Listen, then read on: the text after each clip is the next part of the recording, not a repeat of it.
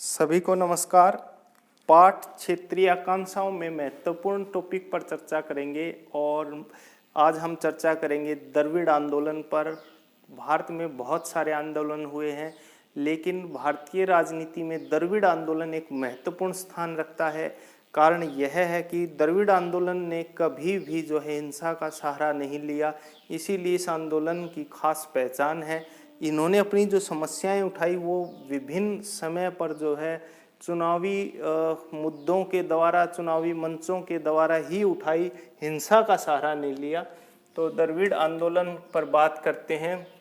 और द्रविड़ अर्थात दक्षिण भारत के जो लोग हैं, वहाँ जो आंदोलन चला उसका एक प्रसिद्ध नारा था, उत्तर हर दिन बढ़ता जाए, दक्षिण दिन दिन घटता जाए। अर्थात उनका मानना था कि भारतीय राजनीति में और विकास के मामले में उत्तर भारत काफ़ी आगे है दक्षिण भारत से।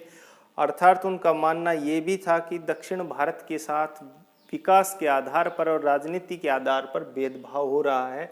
और द्रविड़ आंदोलन क्षेत्रीय भावनाओं को व्यक्त करने और हिंदी भाषा के बढ़ते प्रभाव और ब्राह्मणों के वर्चस्व के खिलाफ था। लेकिन इस आंदोलन की खास बात यही थी कि इस आंदोलन ने कभी भी हिंसा का सहारा नहीं लिया और अपनी मांगों और विरोध का तरीका अहिंसात्मक और चुनावी मंचों के माध्यम से ही किया और कभी भी सशस्त्र संघर्ष नहीं किया। और द्रविड़ आंदोलन की बागडोर उस समय तमिल समाज सुधारक ईवीर रमास्वामी पेरियार के हाथों में थी। और बाद में राजनीतिक संगठन उन्होंने द्रविड़ कसगम का जन्म हुआ, अर्थात डीके के एक संगठन बनाया जो कि ब्राह्मणों के बढ़ते प्रभाव और क्षेत्रीय गौरव की प्रतिष्ठा पर ये दल बल देता था। लेकिन बाद में द्रविड़ कसगम दो भागों में विभाजित हो गया और 17 सितंबर 1949 को डीएमके की स्थापना हुई। डीएमके को हिंदी में द्रविड़ मुनेत्र कसगम कहा जाता है, जिसका हिंदी में अर्थ बनता है द्रविड़ प्रगति संघ।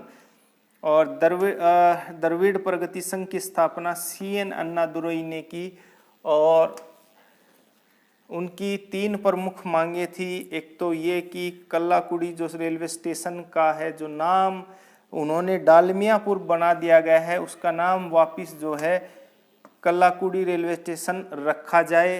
दूसरा ये था कि तमिल संस्कृति स्कूल पाठ्यक्रम का हिस्सा हो, अर्थात मातृभाषा के रूप में पहली कक्षा से ही पढ़ाया जाए। तीसरी महत्वपूर्ण मांग थी कि दक्षिण को भी आर्थिक और राजनीतिक विकास का साझेदार बनाया जाए। और हिंदी भाषा को दर्जा दिया गया था 24 सितंबर 1949 को, ये उनका विरोध करते हैं।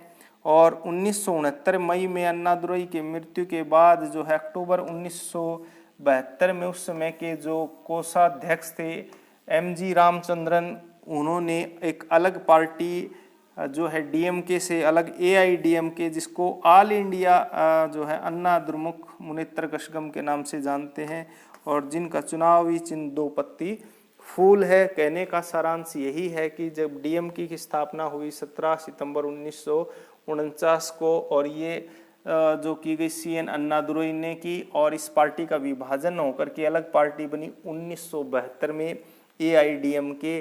तो ये एआईडीएम का चुनावी चिन्ह है और ये डीएमके का चुनावी चिन्ह है। वर्तमान में कि दोनों ही पार्टियां हैं अस्तित्व में, और दोनों पार्टियां एक महत्वपूर्ण पार्टियां हैं दक्षिण भारत की भी और भारतीय राजनीति की। तो ये महत्वपूर्ण चर्चा का विषय था। Thank you. जय हिंद, जय भारत।